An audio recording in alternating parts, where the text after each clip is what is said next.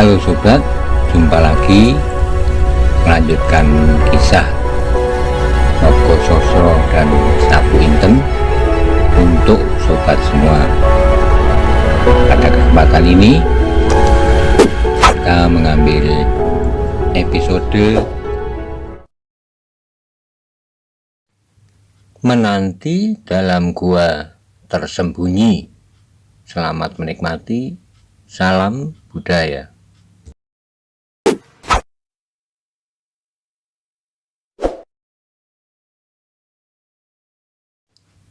Pada episode sebelumnya dikisahkan terjadi pertentangan antara Panembahan Ismoyo dengan Manahan atau Maiso Jenar mengenai akan datangnya gerombolan Simorudro mencari Maiso Jenar.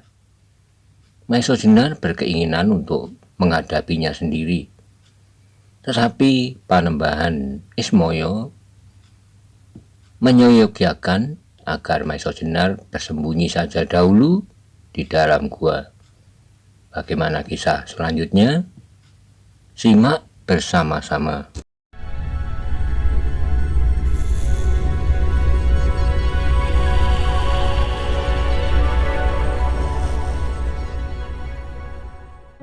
Panembahan Ismoyo mengangguk-angguk.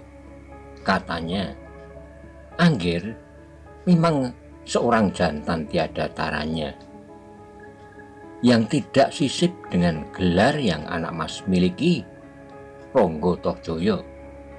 Namun demikian anak mas, setiap usaha dibenarkan oleh Tuhan yang Maha Agung, juga usaha untuk menyelamatkan diri. Sebab tak ada yang dapat dicapai tanpa suatu usaha apapun." Ucapan Panembahan tua itu mengena benar di hati Maiso Jenar. Sebenarnya ia pun sependapat dengan pikiran itu. Bahkan menurut perhitungan, ia pun seharusnya berbuat demikian pula. Tetapi dengan demikian Panembahan Ismoyo akan mengalami akibatnya.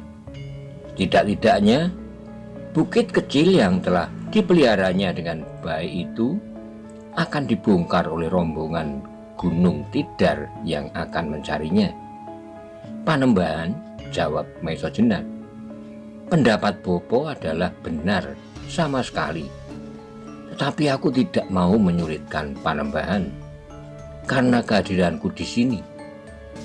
Sebelum aku diketemukan, mereka pasti akan mengaduk padepokan ini. Bahkan tidak mustahil kalau Panembahan akan mengalami hal-hal yang tidak diharapkan. Karena itu, biarlah mereka menemukan diriku tanpa banyak kesulitan. Karena persoalannya adalah persoalanku dan sama sekali tidak bersangkut paut dengan Panembahan. Karena aku menghadap kemari, itulah sebabnya maka bukit kecil yang tenang dan damai itu mengalami keguncangan. Karena itu, bahkan aku tidak akan menunggu mereka naik. Akulah yang akan berusaha kalau mungkin menerobos kepungan mereka." Sekali lagi Panembahan tua itu memancarkan pandangan kekaguman. Maka katanya, "Sekali lagi aku menghormati kejantanan anak mas. Namun meskipun demikian, berilah aku kesempatan berlaku sebagai tuan rumah yang baik. Aku harap anak mas tidak menolak permintaanku, supaya aku tidak merasa bersedih. Bukankah aku yang menahan anak mas supaya tinggal di bukit ini untuk beberapa lama?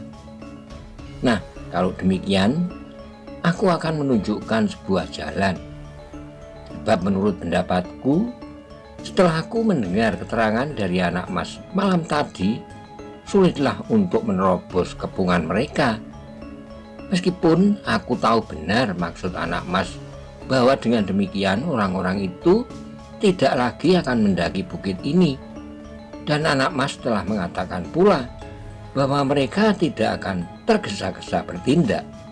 "Anak mas," lanjut Panembahan Ismoyo, "di lereng sebelah selatan bukit ini ada sebuah gua. Aku tidak tahu siapakah yang telah membuatnya, atau barangkali hasil perbuatan alam. Gua itu ditakbiri sebuah gerumbul yang cukup besar. Di situ anak mas dapat bersembunyi dengan aman. Aku yakin bahwa tak seorang pun dapat menemukan mulut gua itu.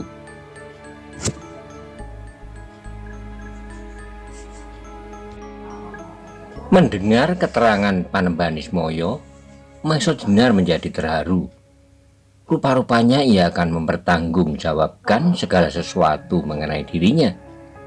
Hanya karena Panembahan tua itu telah menahannya untuk tetap tinggal di bukit kecil itu. Panembahan, jawab Maiso Jenar, aku tidak akan dibenarkan oleh perasaanku seandainya aku berbuat demikian. Dan adakah Panembahan telah memperhitungkan kemungkinan yang bisa terjadi? Sekali lagi aku minta, potong Panembahan Ismoyo. Anak mas jangan membuat aku bersedih. Percayalah bahwa mereka tidak akan berbuat sesuatu atas diriku serta padepokan ini, sebab aku dapat mengingkari kedatangan anak mas di bukit ini. Untuk beberapa lama Maiso Jenar bimbang, sedang Panembahan Ismoyo selalu mendesak-desaknya saja. Panembahan, akhirnya Maiso Jenar berkata, memang tidak sepantasnya aku menolak, tetapi bagaimanapun juga aku ingin supaya aku tidak menyulitkan Bopo Panembahan. Karena itu apabila terjadi kesulitan atas Panembahan Ismoyo, maka perkenankanlah aku bertindak atas pertimbanganku sendiri. Baiklah nak mas, syaratmu aku terima, jawab Panembahan itu. Setelah itu kemudian Panembahan Ismoyo memerintahkan kepada cantrik-cantriknya untuk menyediakan perbekalan, sebab Maiso Jenar akan tinggal di dalam gua itu untuk waktu yang tidak tertentu. Demikianlah pada hari itu Maiso Jenar dan Aryo Saloka diantar oleh seorang cantrik pergi ke gua di lereng selatan bukit kecil itu. Setelah menyibakkan sebuah gerumbul yang cukup lebat, nampaklah di hadapan mereka sebuah mulut gua yang kecil. Seseorang hanya dapat memasukinya dengan merangkak. Di dalam gua itulah kami biasa bermain-main, kata cantrik yang mengantarkan itu. Maiso Jenar agak terkejut. Kalian bermain-main di dalam gua ini? Ya, jawab cantrik itu. Di dalam gua itu terdapat sebuah lubang yang tembus ke atas, dan disitulah sinar matahari menerangi bagian dalam gua ini. Kemanakah lubang gua ini tembus? Tanya Maiso Jenar. Kami tidak tahu, jawab cantrik itu. Kami belum pernah menyusurinya jauh ke dalam, sebab di ujung sebelah dalam gua itu gelap sekali. Setelah itu maka masuklah cantrik itu ke dalam gua sambil membawa beberapa macam bekal. Setelah itu baru Maiso Jenar dan Aryo Saloka merangkak masuk. Memang sebenarnya lah di dalam gua itu agak ke dalam nampak sinar jatuh dari lubang di atas. Lubang itu tidak beberapa besarnya, namun terdapat lebih dari satu lubang. Sehingga dengan demikian beberapa berkas sinar cukup untuk menerangi sebagian dari ruangan di dalam gua itu. Gua itu sebenarnya tidaklah seperti kebiasaan gua-gua. Lantainya licin bersih, dan yang lebih menyenangkan lagi, di dalam gua itu terdapat sebuah balai-balai bambu. Agaknya para cantrik yang sering bermain-main di dalam gua itu telah membuatnya sebuah balai-balai di dalam. Nah tuan, kata cantrik itu kemudian, sekarang perkenankanlah aku meninggalkan tuan-tuan. Setiap kali aku akan dapat kemari untuk menengok perbekalan tuan. Menurut perasaan Panembahan, tempat ini harus menjadi tempat rahasia, sebab siapa tahu orang-orang yang mengepung bukit ini telah mengirimkan orang untuk memata-matai keadaan di sekitar bukit ini. Kalaku terlalu sering datang kemari atau Tuan keluar dari gua ini, jangan-jangan orang-orang mereka dapat melihatnya. Pergilah, jawab Maisojenar. Berilah kami kabar apabila terjadi sesuatu atas padepokan ini. Lebih-lebih Bopo Panembahan. Cantrik itu mengangguk hormat. Pesan Tuan akan kami laksanakan dengan baik, katanya. Kemudian pergilah ia keluar lewat lubang sempit itu dan seterusnya menyibakkan daun-daun gerumbul yang menutupi lubang gua itu.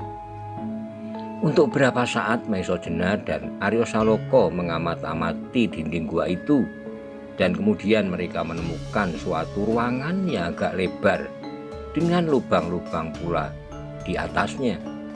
Aryo, kata Maisojenar, kita tidak tahu berapa lama kita harus meringkuk di dalam lubang ini. Tetapi aku kira sehari 2 hari ini Simorodro masih belum akan bertindak.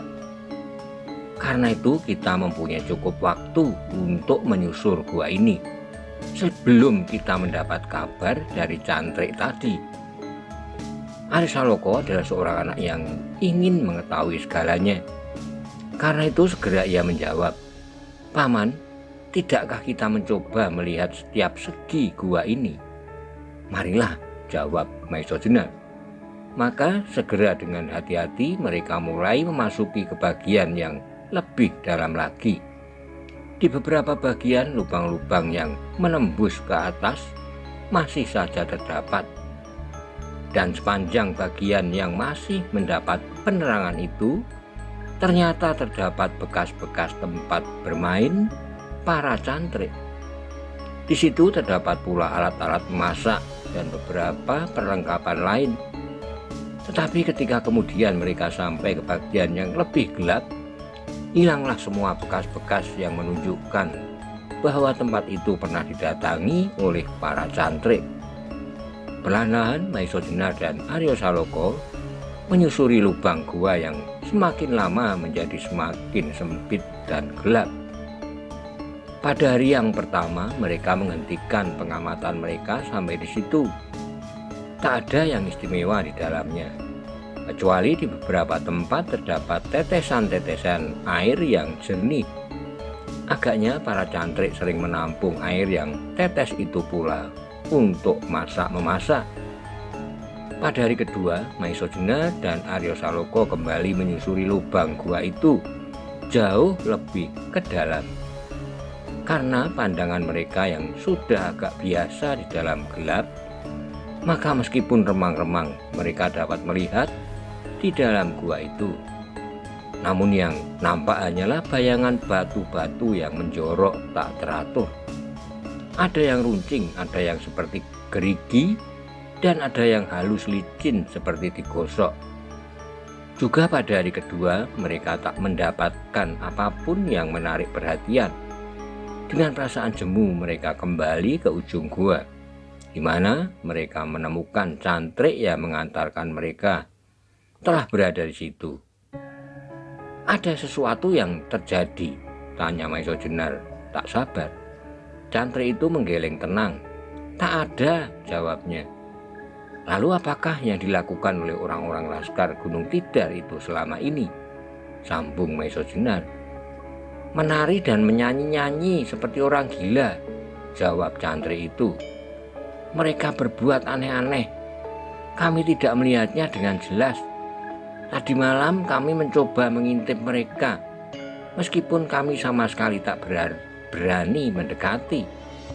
Tapi dari jarak yang sedang, kami melihat mereka menari-nari, mengelilingi perapian dengan laku yang aneh-aneh. Lebih mengherankan lagi bahwa di antara mereka terdapat pula laskar-laskar perempuan. Dan apa yang kami lihat adalah sangat mengerikan.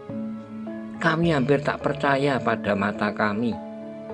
Lebih-lebih lagi, perempuan yang mereka anggap pimpinan mereka yang mendapat gelar harimau betina dari Gunung Tidar. Mendengar cerita cantrik itu, mulut Maisojenar merasa terkunci. Tak sepatah kata pun ia menjawab. Dadanya berdentang-dentang dengan kerasnya. Apalagi ketika ia sadar bahwa tak ada sesuatu yang dapat dilakukan.